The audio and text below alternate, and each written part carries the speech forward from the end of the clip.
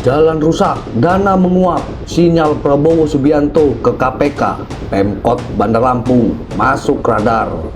Bayangkan ini, rakyat menghindari lubang di jalan, sementara miliaran rupiah diduga mengalir ke arah yang salah. Dan sekarang muncul sinyal keras dari Presiden Prabowo Subianto. Apakah ini pertanda KPK akan bergerak ke Bandar Lampung? Saudara-saudara sekalian, setiap rupiah uang rakyat harus kita jaga, Jangan seenaknya main-main dengan uang rakyat, jangan seenak-enaknya. Ucapan Prabowo bukan sekedar retorika. Ia bilang banyak anggaran daerah tak menyentuh kebutuhan rakyat, dan di Bandar Lampung itu terlihat nyata. Warga mengeluh jalan rusak, lubang besar menganga di Jalan Tirtaria, Waikandis. Pengendara harus bertaruh nyawa. Bahkan warga sampai turun tangan sendiri menimbun jalan pakai batu dan tanah seadanya. Ini bukan proyek pemerintah, ini upaya darurat rakyat yang ditinggalkan. Ironisnya, Wali Kota Eva Dwiana dulu pernah menyindir lawannya soal jalan mulus di kota ini. Hari ini, fakta di lapangan justru berbalik arah.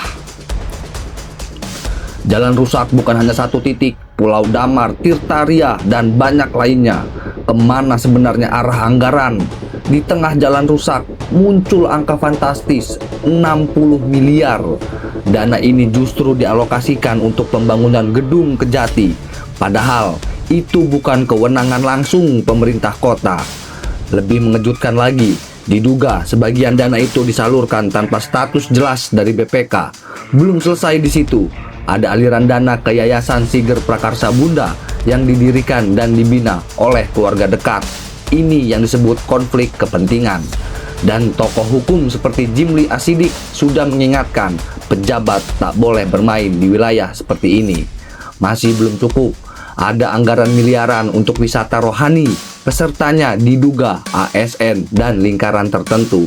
Ada juga program umroh gratis yang penerimanya termasuk LSM, jurnalis, hingga aparat. Pertanyaannya sederhana, ini program sosial atau alat kepentingan? Dari sektor kesehatan, situasi makin gelap. Seorang kepala puskesmas bahkan mengaku takut membuka data anggaran, takut data tidak sinkron, takut data sesuatu yang disembunyikan. Kalau transparansi saja tidak ada, bagaimana publik bisa percaya? Semua ini terjadi di saat Presiden Prabowo Subianto menegaskan perang terhadap korupsi. Baru setahun, sudah banyak koruptor ditangkap.